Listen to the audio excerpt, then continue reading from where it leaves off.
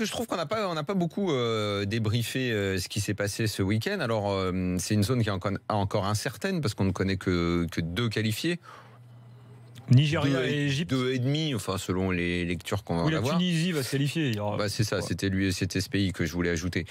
Donc on n'en a pas beaucoup parlé. On va le faire. Je ne suis pas un spécialiste du continent, même si ça m'intéresse, et on va le faire en plus en détail avec notre invité dans un instant. Je voulais juste, à travers cet avis, lancer 2-3 pistes et à travers des pistes, des questions, constat aussi que c'est...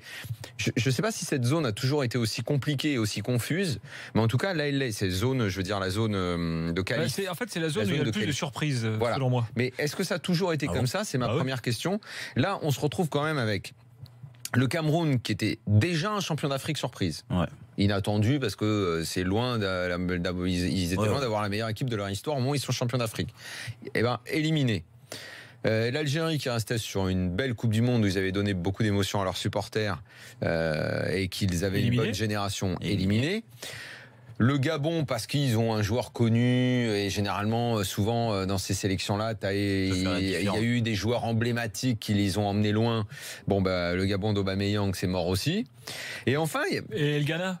Et j'allais finir là-dessus, qui était quand même pour moi une des valeurs les plus sûres du continent, surtout en compétition internationale et en Coupe du Monde, où c'est une équipe toujours très difficile à battre.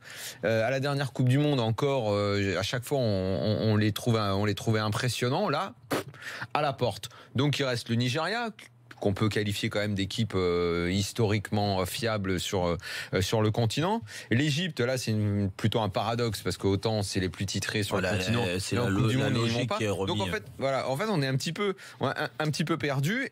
Tunisie, là, le Sénégal qui est bien parti aussi. Tunisie, ok. Maroc, donc là, on va en parler dans un sens. Ça, c'est la grande question. Comment cette équipe s'est redressé alors qu'il ne se passait plus rien dans ce pays il y a encore quelques temps. Attention quand même, c'est pas fait Maroc parce que il y a un match décisif en Côte d'Ivoire. Match final, plus en Côte d'Ivoire. On sait que c'est jamais facile pour les équipes du Maghreb d'aller jouer dans ces pays-là. Ils sont morts, mais match nul ou victoire du Maroc, match nul, pas facile. C'est pas simple.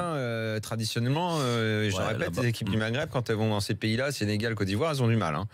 Et enfin, il reste le dernier groupe où là c'est grosse confusion, même si le Sénégal pourrait s'en sortir. Donc voilà, je voulais qu'on parle de cette zone confuse, compliquée, où je ne sais pas si c'est parce que le niveau a baissé ou parce qu'il y a de plus en plus d'équipes qui réussissent à monter des 11 difficiles à manœuvrer et que le niveau est devenu plus homogène.